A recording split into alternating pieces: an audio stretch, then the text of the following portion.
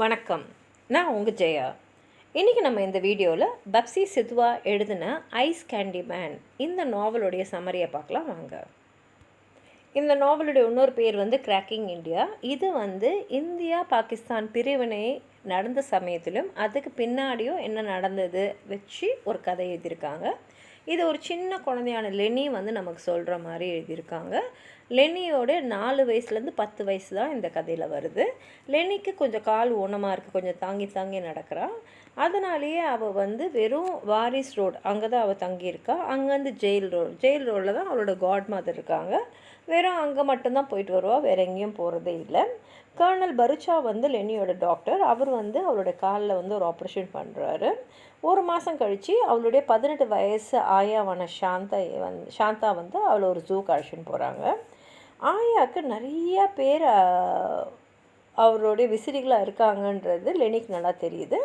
அதில் ஒருத்தங்க தான் அந்த ஐஸ் கேண்டி மேன் அந்த ஐஸ் கேண்டியை விற்கிற ஒரு ஆள். இன்னொரு ஃப்ரெண்டு லெனிக்கு யாருன்னு பார்த்தீங்கன்னா எலக்ட்ரிக் ஆண்ட்டு. அவங்க ஒரு விதவை. அவளுக்கு அவளுடைய சகோதரன் ஆதியை ரொம்ப பிடிக்கும். அவனை சிசின்னு சொல்லுவாள். சிசி ஸ்கூலுக்கு போகிறான். ஆனால் லெனி வீட்டிலே தான் படிக்கிறாள். ஏன்னா அவளுக்கு கால் ஊனுன்றதுனால அவள் ஸ்கூலுக்கு போகாமல் வீட்டிலேயே படிக்கிறாள். ஒரு நாள் பார்சி கம்யூனிட்டி கம்யூனிட்டி ஹாலில் அசெம்பிள் பண்ணி அப்போ இருக்கிற அந்த அரசியல் சூழலை பற்றி பேசுகிறாங்க. அதாவது பிரிட்டிஷ் சில விஷயங்களால் அவங்களுக்குள்ள ஒரு பிரிவினையை உண்டாக்குறாங்க, முஸ்லீம்ஸ் அண்ட் ஹிந்துஸ்க்குன்னு பேசின்ட்டு. இதில் நம்ம யார் பக்கமும் சாய போகிறதுல நம்ம நடுநிலை வகிக்க போகிறோன்ற முடிவு எடுக்கிறாங்க. இப்போ லெனியோட வீட்டில் ஒரு பகுதியில் ஷங்கர்னு புதுசாக கல்யாணம் ஆனவங்க கணவன் மனைவி தங்கியிருக்காங்க. அதில் ஷங்கரோட மனைவி கீதா அருமையான ஒரு சமையல் நிபுணின்னு சொல்லலாம். அது மாத்திரம் இல்லாமல் குழந்தைங்களுக்கு நல்ல கதையெல்லாம் சொல்கிறதுனால அந்த ஏரியாவில் இருக்கிற குழந்தைங்களுக்குலாம் அவங்க ரொம்ப பிடிக்கும். அது மாத்திரம் இல்லாமல் லெனி வீட்டில் வேறு யாராக இருக்காங்கன்னா ஹரின்னு ஒரு தோட்டக்காரர், இமாம்தீன்ற ஒரு சமையல்காரர். இமாம்தீனுக்கு இப்போ ஒரு 65 வயசு இருக்கும். ஒரு நாள் இமாம்தீன் அவருடைய கிராமத்துக்கு பைசைக்கிளில் போகும்போது லெனியும் அழைச்சின்னு போகிறாரு. அங்கே அவர் நிறைய குழந்தைங்கள பார்க்குறா. அதில் முக்கியமானது ராணாவோட சகோதரிகளான கத்தீஜாவும் பர்வீனும். இந்த கிராமம் பேர் பிர்பிந்தோ. இங்கே பார்த்திங்கன்னா ஹிந்து, சீக்ஸு, முஸ்லீம்ஸ்லாம் ஒத்துமையாக அமைதியாக வாழ்ந்துட்டுருக்காங்க. இப்போ அரசியல் சூழ்நிலையை பற்றி எல்லோரும் அங்கே பேசும்போது அந்த ஊரோட சௌத்ரி எல்லார்ட்டையும் சொல்கிறாங்க, கவலைப்படாதீங்க, எங்கே வன்முறை வெடித்தாலும் இந்த ஊரை நம்ம அமைதியாக பார்த்துக்கலாம், நம்மளுடைய பாதுகாப்புக்கு நான் பொறுப்பு அப்படின்றதெல்லாம் அவர் சொல்லின்னு இருக்காரு. ஆயாவுக்கு இப்போ இன்னும் 2 பேர் விசிறிகளாகிடுறாங்க. ஒன்று சின்னம்மன்னு, இன்னொருத்தர் பத்தன். இப்போ லெனி படிக்கிறதுக்காக மிஸ்ஸஸ் பென்னுன்ற ஒருத்தவங்கக்கிட்ட போய் படிச்சுட்டு வருவாங்க. அந்த மிஸ்ஸஸ் பென்னோட வீடு லெனியோட காட் மதரோட வீட்டுக்கு பக்கத்தில் தான் இருக்குது. அந்த வீட்டுக்கு ஆப்போசிட்டில் தான் எலக்ட்ரிக் ஆண்ட்டோட வீட்டும் இருக்குது. ஆயா தான் லெனியை மிஸ்ஸஸ் பென் வீட்டுக்கு அழைச்சின்னு போவாங்க. டியூஷனுக்கு முடிஞ்சிட்ட அப்புறம் லெனி அவங்க காட் மதர் வீட்டில் போய் கொஞ்ச நேரம் இருந்துட்டு தான் வீட்டுக்கு வருவாங்க. ஒரு நாள் மகாத்மா காந்தி லாகூருக்கு வராரு. லெனி மகாத்மா காந்தியை அவங்க அம்மாவோட போய் பார்த்துட்டு வராங்க. அப்படியே போது ஏப்ரல் மாதம் வருது. இப்போ எல்லாருக்கும் தெளிவாக தெரிஞ்சிடுச்சு இந்தியா பாகிஸ்தானாக பிரிய போகுது அப்படின்றது. இமாம்தீனுக்கு கொஞ்சம் வருத்தம். இதனால் ஏதாவது கம்யூனல் ரைட்ஸ்லாம் வந்ததுன்னா என்ன ஆகும், ஊரில் எல்லாரையும் விட்டுருக்கோமே, சரி நம்ம ஊருக்கு போயிட்டு வரலாம் அப்படின்னு யோசிக்கும் போது லெனி நானும் உன்னோட வருவேன் அப்படின்னு சொல்கிறான். ஏன்னா அவளுக்கு போனாடி போகும்போதே ரொம்ப சந்தோஷமான இருந்த இடம் அது. அதனால் பாய் சக்கி அன்னைக்கு அவங்க தேரா தெக்ஸிங் போகிறாங்க. அங்கே அவங்களோட ஃப்ரெண்டான முகமதும் சேர்ந்துக்கிறாரு. அந்த மேலாம் அந்த ஃபீஸ்டெலாம் நல்லா என்ஜாய் பண்ணுறாங்க. ஒரு நாள் இமாம்தீனோட சொந்தக்காரங்களாம் இங்கே லாகூருக்கு வந்துடுறாங்க. அவங்களெல்லாம் அந்த வேலைக்காரங்களாம் இருக்கிற இந்த குவார்ட்டர்ஸில் இருக்க வைக்கிறாங்க. அப்போ மிலிட்ரி ட்ரக்ஸ்லாம் பிர்பிந்தோவில் இருக்கக்கூடிய முஸ்லீம்ஸ் எல்லாம் பத்திரமான ஒரு இடத்துக்கு அழைச்சின்னு போகிறான் அப்படின்னு சொல்லிட்டு எல்லா முஸ்லீம்ஸையும் வண்டியில் ஏற சொல்கிறாங்க. ஆனால் அந்த முஸ்லீம்ஸ்க்கெலாம் ஒரே கன்ஃபியூஸ்டாக இருக்குது. எப்படி நம்ம வீடு, நம்ம சொத்து எல்லாம் அசைகிற சொத்து, நகையெல்லாம், பணம்லாம் எடுத்துன்னு போயிடலாம். ஆனால் நிலம், வீடெல்லாம் நம்ம என்ன பண்ணுறது, அப்படியே விட்டுட்டு இப்படி போக முடியும். அதுவும் அறுவடை காலம் வேறு. அறுவடை செய்யாமல் போயிட்டால் பயிரெலாம் பாழாயிடும் இல்லையா, அதெல்லாம் அவங்க யோசிக்கிறாங்க. ஆனால் அந்த சமயத்தில் தான் அந்த inspector general of police mister ரோஜரோட உடம்பு கொன்று ஒரு கட்டர்னால் அந்த காவாவில் போட்டு வச்சுருக்கிறத பார்க்குறாங்க. இது எல்லாரையுமே பெரிய அச்சத்துக்கு தள்ளிடுது. ஐஸ் கேண்டி மேனுக்கு சுற்றி நடக்கிறத பார்க்கும்போதெல்லாம் மனசு ரொம்ப குழப்பமாக இருக்குது. என்ன செய்யுதுன்னு தெரியல. மக்கள்லாம் இப்போ பாதுகாப்பான இடம் நோக்கி போய்கிட்டே இருக்காங்க. எல்லா இடத்துலையும் பார்த்திங்கன்னா வன்முறை, கலவரம் நடந்துக்கிட்டே இருக்குது. கம்யூனல் ரயாட்ஸு வந்து எல்லா கம்யூனல் ரயாட்ஸ்னால் ஹிந்துஸ்க்கும் முஸ்லீம்ஸ்க்கும் நடக்கக்கூடிய அந்த கலவரம் வந்து பெரிய ஊர்லேருந்து இப்போ சின்ன சின்ன கிராமங்கள் பிர்பிந்து மாதிரி கிராமங்களுக்கெலாம் வந்துடுச்சு. ஒத்துமையாக அந்த முஸ்லீம்ஸோ சீக்ஸ் எல்லாம் இப்போ வந்து எப்படின்னா ஒருத்தரோட ரத்தத்தை பார்த்துக்கிட்டு இருந்தாங்க. லாகூரில் வந்து மக்கள்லாம் வந்து பாதுகாப்பான இடத்துக்கு போயிட்டே இருக்காங்க. ஹிந்துஸும் சீக்ஸும் வந்து அவங்க வீடெல்லாம் விட்டுட்டு கூட அமிர்த்சருக்கு ஓடிட்டு இருந்தாங்க. அதே மாதிரி நிறைய அனௌன்ஸ்மெண்ட் ஆல் இண்டியா ரேடியோவில் வந்துக்கிட்டே இருக்குது, எந்தெந்த ஊரெல்லாம் வந்து இந்தியாவில் இருக்கோ, எந்தெந்த ஊரெலாம் வந்து பாகிஸ்தானை சேர்ந்ததுன்னு. அதில் வந்து பார்சி கம்யூனிட்டி வந்து பாகிஸ்தானில் சேஃப் அப்படின்னு சொன்னாலும் அவங்களுக்கு எதிர்காலத்தை நினச்சி ரொம்ப பயமாக தான் இருந்தது. இதில் முஸ்லீம்ஸ்லாம் வந்து ஹிந்துஸோட வீடெல்லாம் வந்து தாக்கிட்டு இருந்தாங்க.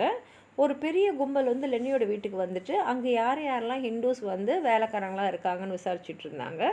அப்படி கேட்கும் போது அவங்க வந்து இங்கே ஒரு ஹிந்து ஆயா இருந்தாங்களா சாந்தான்னு, அவங்க எங்கே அப்படின்னு கேட்கும் போது இமாம் தின் என்ன சொல்கிறாருன்னா, இல்லையே அவள் அப்போவே அமிர்த்சர் போயிட்டாரே அப்படின்னு சொல்கிறாரு. இப்போ அந்த கும்பலில் ஐஸ் கேண்டி மேனும் இருக்கான். அவன் முன்னாடி வந்து லெனியை கூப்பிட்றான். லெனி அது சின்ன குழந்தை தானே, கூப்பிட்றான்.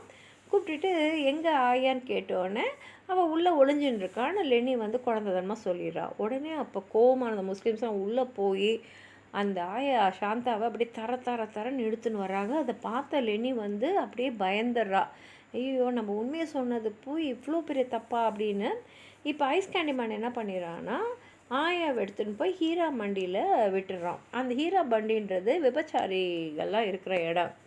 அங்கே வந்து அவனுடைய அம்மாவும் ஒரு விபச்சாரி தான் இருக்காங்க. ஐஸ் கேண்டி மேன் அங்கே ஒரு பிம்பு. அவன் நிறைய உருது போயிட்ரியும் வந்து சொல்லிக்கிட்டே இருப்பான் எப்போதுமே.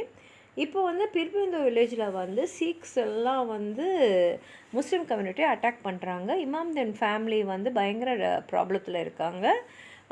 முஸ்லீம்ஸ் பிர்பிந்தோவில் இருக்கிறவங்கெல்லாம் வந்து கொல்லப்படுறாங்க. பெண்களெல்லாம் வந்து கற்பழிக்கப்படுறாங்க. குழந்தைங்களெல்லாம் வந்து வெட்டி கொள்கிறாங்க. கொஞ்சம் கூட ஈவிரக்கமே இல்லாமல் அங்கே நடந்துட்டுருக்கு எல்லா விஷயமும். அப்போ என்ன பண்ணிடுறாங்கன்னா, பிர்பிந்தில் இருக்கிற பெண்கள் சின்ன பொண்ணுங்க எல்லாம் சேர்ந்து சரி நம்ம சௌத்ரி வீட்டுக்கு போய் முழுசாக கெரோசின் எல்லாம் ஊற்றி அந்த வீட்டோடு சேர்த்து நம்மளும் கொளுத்தின்னு செத்துடலாம் அப்படின்னு முடிவுக்கு வந்துடுறாங்க. அதே சமயத்தில் கொஞ்சம் மிச்சம் இருக்கிறாங்க அந்த ஆண்கள் பசங்க எல்லாரையுமே வந்து பத்திரமான ஏதோ ஒரு இடத்துல வச்சுட்டு நம்ம போயிடலாம், அவங்களாவது உயிர் பிழைச்சிக்கிட்டோம் அப்படின்னு நினைக்கும் போது அவங்களால எதுவுமே செய்ய முடியல. ஏன்னா கலவரம் அந்த அளவில் வேகமாக நடந்துனே இருக்குது. முஸ்லீம்ஸ் எல்லாம் கொல்லப்படுறாங்க. பெண்கள் எல்லாம் வந்து மானபங்கப்படுத்தப்படுறாங்க. குழந்தைங்களாம் வெட்டிடுறாங்க. அப்படி வெட்டி பொணமாக தூக்கி போடும்போது ராணா வந்து அந்த பொணங்களுக்கு கீழே மாட்டிக்கிறான். அதனால் அவனை யாரும் பார்க்கவும் போயிடுறாங்க. அதுக்கப்புறம் அவன் அங்கே தப்பிச்சிட்டு அங்கே இங்கேன்னு போய் அப்புறம் ஒரு லாகூரில் ஒரு கேம்பில் போய் சேர்றான். அங்கே பார்த்தா அவனுடைய மாமாவும் மாமியும் அங்கே இருக்கிறதுனால சந்தோஷமாக குடும்பத்தோடு அவன் சேர்ந்துடுறான். ஆனால் நடந்த கொடூரத்துலேருந்து அவனால் வெளியில் வரவே முடியல. இங்கே லெனிக்கு வந்து ஐஸ் கேண்டி மேன் செஞ்சது தாங்கவே முடியல. இப்படி ஒரு நம்பிக்கை துரோகமா அப்படின்னு. இதுக்கு வந்து முதல்ல நல்லா இருந்த ஐஸ் கேண்டி மேன் என்ன ஆயிடுச்சுன்னா, அவனுடைய முஸ்லீம் இனத்தவங்கெல்லாம் வெட்டி கொல்லப்படுறதை பார்க்கும் போது அவன் மனசு மாறிடுறான். அவ்வளோ நாளாக அவன் கண்ணுக்கு காதலியாக தெரிஞ்ச ஆயா இப்போ ஒரு ஹிந்துவாக அவன் கண்ணுக்கு தெரிஞ்சிருக்கா. அதனால தான் அவன் இப்படி பண்ணிட்டான். லெனியோடைய காட் மதர் வந்து நல்ல செல்வாக்கு உள்ள ஒரு பெண்மணி. லாகூரில் எந்த இடத்துல எது நடந்தாலும் அவங்களுக்கு விஷயம் வந்துடும். ஒரு நாள் லெனியோட கசன் வந்து இந்த மாதிரி நான் ஆயாவை பார்த்தேன், அவங்க ஒரு காரில் போயிட்டு இருந்தாங்க, அப்படியே சினிமா ஆக்ட்ரஸ் மாதிரி வந்து இருந்தாங்க அப்படின்னு வந்து விஷயத்தை வந்து இங்கே சொல்கிறோம். கொஞ்ச நாள் கழித்து லெனியை வந்து ஆயாவை காரில் பார்க்குறான். அப்பவும் பார்த்தா அவள் நல்ல மேக்கப்லாம் போட்டு நடிகை மாதிரி தான் போயின்னு இருக்கான். அப்புறம் ஒரு மண்டே வந்து லெனி வந்து அவள் காட் மதர்கிட்ட போய் இந்த மாதிரி நான் ஆயாவை பார்த்தேன் அப்படிலாம் சொல்லும் போது அந்த காட் மதர் சொல்கிறாங்க, சரி இன்னைக்கு சாயங்காலம் ஆயாவோடைய கணவர் வந்து இங்கே வரப்போகிறாருன்னொன்னே லெனிக்கு யார் அதுன்னு தெரிஞ்சுக்கணுன்னு ரொம்ப ஆவலாக இருக்கிறதுனால அவளும் அங்கேயே தங்கிடுறா. 6 மணிக்கு பார்த்தா ஆயாவோட கணவர் வராரு. யாருன்னா அதுதான் ஐஸ் கேண்டி மேன். நல்ல ஒரு ஒயிட் மஸ்லின் கிளாத்தில் வந்து அவர் வராரு. அவர் வந்து சொல்கிறாரு, ஆயா வந்து என்னை திருமணம் பண்ணிக்கிட்டா, என் குடும்பம் வந்து அவளை ஏற்றுக்குச்சு அப்படின்னு சொல்லும் போது காட் மதர் அவங்கள திட்டுறாங்க. நீ என்ன பண்ணின்னு இருக்க ஆயாவன்னு தெரியும், ஈரா மண்டியில் போய் விட்டுருக்க, நிறைய பேர் வந்து அவளை கற்பழிக்க விட்டுருக்க, இது வந்து தப்புன்னு உனக்கு தெரியலையா, இது மாதிரி செய்யலாமா ஒரு பொண்ணு அப்படின்னும் போது ஐஸ் கேண்டி மேன் அழுகுறான். அழுதுட்டு அவன் சொல்கிறான், இல்லை இனிமேல் நான் அவளை சந்தோஷமாக வச்சுப்பேன் அப்படின்னு சொல்கிறான். காட் மதரும் சரி நான் ஆயாவை பார்க்க வரேன் அப்படின் போது அவன் சொல்கிறான், ஆயா பேர் இனிமேல் சாந்தா இல்லை, அவள் பேர் மும்சாஸ். ஏன்னா இவன் முஸ்லீம்ன்றதுனால அவளையும் வந்து முஸ்லீமாக கன்வெர்ட் பண்ணியிருக்காங்க. சரின்னு சொல்லிட்டு லெனி வந்து காட் மதர் போகும்போது இவளும் ஹீரா மண்டிக்கு ஆயாவை பார்க்க போகிறான்.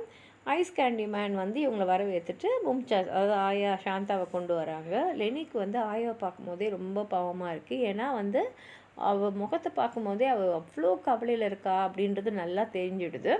ஆயாவை வந்து காட் மதர் லெனிக்கில் விட்டுட்டு அவங்களுக்கு டீ எடுத்துகிட்டு வரதுக்காக ஐஸ் கேண்டி மேன் உள்ளே போகிறான். அந்த நேரத்தில் ஆயா வந்து காட் மதர்கிட்ட கெஞ்சிரா, என்னை தயவுசெய்து இங்கேருந்து அழைச்சின்னு போயிடுங்க, என்னால் இங்கே வாழவே முடியாது, என்னை எப்படியாவது அம்ரிட்சர் காமிச்சிடுங்க, அங்கே என் சொந்தக்காரங்களாம் இருக்காங்க, நான் அவங்களோட இருந்திருக்கேன் போது காட் மதர் நல்லா யோசித்து தான் சொல்கிறியான்னு கேட்குறாங்க. ஆமாம், இனிமேலுக்கு என்னால் இங்கே இருக்க முடியாதுன்னு சொல்லிட்டு அங்கே நடக்கிற கொடுமைங்கள்லாம் எடுத்து சொல்கிறான்.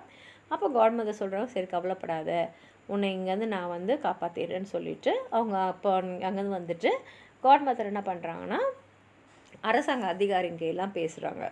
ஒரு நாள் வந்து ஒரு போலீஸ் கும்பல் வந்து ஹீரா மண்டியில் வந்து ஆயாவை அங்கேருந்து கேண்டிமேனுக்கு எல்லாமே அழைச்சின்னு போயிடுறாங்க. அங்கே அவன் வந்து ரிகவர்டு உமன்ஸ் கேம்ப், அது வந்து வாரிஸ் ரோடில் தான் இருக்குது, நல்ல பாதுகாப்பாக இருக்குது. அங்கே வந்து ஆயா வச்சுருக்காங்க. ஐஸ் கேண்டி மேன் அவளை பார்க்கறதுக்காக வரான். ஆனால் அங்கே இருக்கிற சீக் சென்ட்ரி வந்து அவனை போட்டு நல்லா அடித்து தேத்தி விட்டுறாங்க. ஆனால் ஐஸ் கேண்டி மேன் வந்து வெளியில் வந்து பூவெல்லாம் வச்சுட்டு ஆயாக்காக ஒரு பாட்டு பாடிக்கினே இருக்கான். தினமும் வந்து அங்கே பூ வச்சுட்டு பாடுறத ஒரு பழக்கமாக வச்சுருக்கான். ஒரு நாள் லெனிக்கு வந்து விஷயம் தெரிய வருது, அது ஆயா வந்து அந்த நர்ஸருக்கு அவங்க குடும்பத்துக்கூட போயிட்டாங்கன்னு. இப்போ ஐஸ் கேண்டி மேனும் ஆயாவை பார்க்குறதுக்காக வாகா பார்டரை தாண்டி இந்தியாவுக்கு போயிருக்கான் அப்படின்ற செய்தியோட இந்த கதையை வந்து முடிச்சிருக்காங்க. உங்களுக்கு எதாவது சொல்லணும்னு நினச்சிங்கன்னா கீழே இருக்கிற கமெண்ட் பாக்ஸில் எழுதுங்க. இந்த வீடியோவை லைக் பண்ணுங்கள், உங்கள் ஃப்ரெண்ட்ஸோடு ஷேர் பண்ணுங்கள். சப்ஸ்கிரைப் பண்ணாதவங்களாம் ப்ளீஸ் சப்ஸ்கிரைப் பண்ணி சப்போர்ட் பண்ணுங்கள். நன்றி.